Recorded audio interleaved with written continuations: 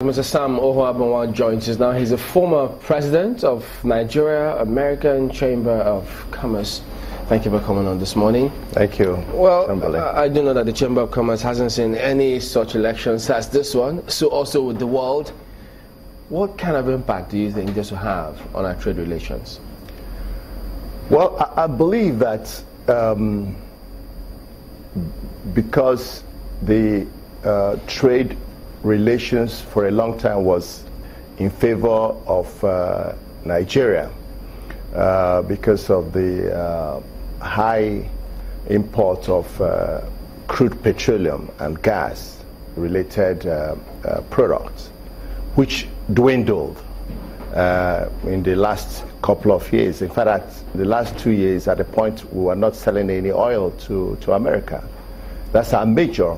We import mostly electronic, computer, and science and technology things from the United States. So even though there has been a little resumption of oil sales, I personally do not think there's going to be a significant change that will hurt us. I don't think there's going to be a significant change because of the way the trade is structured. The trade right now is in favor of America. Can't it be reviewed? Yeah, I hope so. President? Yeah, but what I'm looking at is that I do not know, given the position, the global position of Trump, from what he has said, that's what we can judge him by. He would like to draw back from much external trade. He seems to be focused on the U.S. domestic activities. So, in that wise, as I said, if America had remained a major importer of Nigeria's petroleum, I would have been worried, really. But for now, their purchase has declined significantly. That Nigeria survived a couple of up to 1 year without getting any sales to the United States.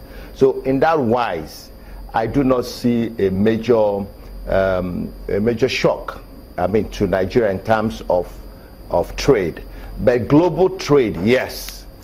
Global trade, which may directly affect Nigeria. Global trade. Some are saying that if he implements some of the economic rhetorics that he, bandied around during his campaign, there just might be a recession in the world. That is where the fear is, because the truth of the matter is that if he goes after China, China is a major economic stimulant for the rest of the world. If China goes down, most of the world will go down with China in terms of economic performance. But the sluggish global economic performance is also affected by the fact that China was growing at double digit for over a decade, 10, 11, 12, 15, but it's now growing 7, 9%, that range. And if he goes further, if Mr. Trump's threat is carried through, then that is where the trouble is going to come, because China is a major importer of Nigeria's oil. And if China's industrial capacity and economic activity goes down, Nigeria's export to China will come down. And that's where it will affect us directly. He also seems to be strong on steel. He says, look at the steel industries in America. Yeah. They're all gone down. So he needs to bring back those jobs from China back to America. Yeah. So that's where the fear is. There's going to be, if he repudiates NAFTA, if he quarrels with WTO, this global trade arrangement, then it's going to dislocate world trade stability. And everybody's going to start running back to their shell. And that could be a major attack on globalization. But are we positioned to perhaps accommodate or take this shock if it happens? Well, I think there's always something good in everything bad. We're in recession. They say he who is down needs fear no fall. We're in recession now. So the capability for anybody to do damage to us is a little bit dampened by the fact that we're already down. A man who is down, what do you match on his head? But it could affect our recovery. It could affect our recovery because we need to recover. And there's no recovery that will take place except there's a massive investment. Now, how will American investors respond to Trump's pullback, pulling the brake back? Would they also, because as far as I know, the impact will be largely on government spending, on aids, on government issues. But private sector, what will be the impact on them? And I'm sure the impact will not be as significant, except where the trade terms are changed, because the trade terms affect both private and public sector people. If the global trade policies, procedures, and protocols are significantly changed, then that is where there's going to be a major disruption globally. But and that will affect our country.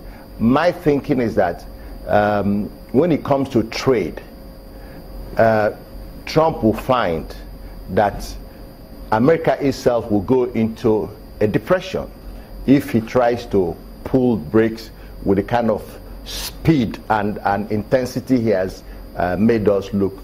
Globalization has benefited America and has benefited other parts of the world. Of course, some countries with better production economics, like the Southeast Asia, seems to have taken greater benefit, because globalization says let goods move from where they are more better produced, more cost effective, to where they are less cost effective. So it's assumed that every region, every country has something where it has a competitive or comparative advantage, and so be able to supply that to the rest of the world, while they receive from the rest of the world what it is unable to produce competitively. That is the assumption. Okay. But the way it stands, what do we produce outside crude oil? That's a big question, which we'll come to. But Mark,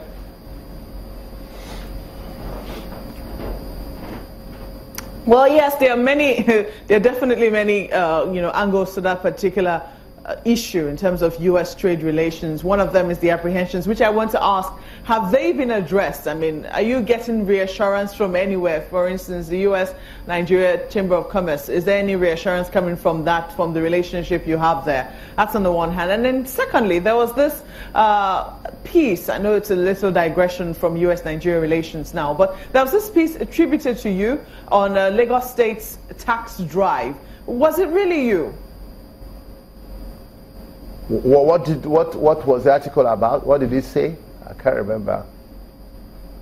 What did it say? The piece on Lagos State. Well, this piece had made the rounds, I think, on social media about how the Lagos State government was trying to ensure that it was able to raise taxes. Oh, sure, yeah. And I think that piece was said to have. Somebody was said to have stopped a driver somewhere. Yeah, it's me. Impounded the vehicle and then subsequently asked for tax papers, and then eventually when the owner showed up, he had to produce more tax papers. A lawyer was called in. There was a very long chain, and everybody had to produce their tax papers, and at the end of the day, the piece was said to have been signed off by you. I wrote it, sure. I wrote it. It was on my column in the Business Day, Tuesday, my Tuesday column on the Business Day. I wrote it. I had the experience, so I had to make it known to people so that they understand that Lagos is aggressive about tax, and I did write it. So if that's what you said, yes, okay. It's an experience I had. But coming back to your earlier question, are there reassurances? You see, the point is that everybody seems to be shell-shocked. To be true, I don't even know whether Trump himself expected he was going to win. Nobody really was prepared for this, including, I dare say, American agencies. It was a far-fetched possibility.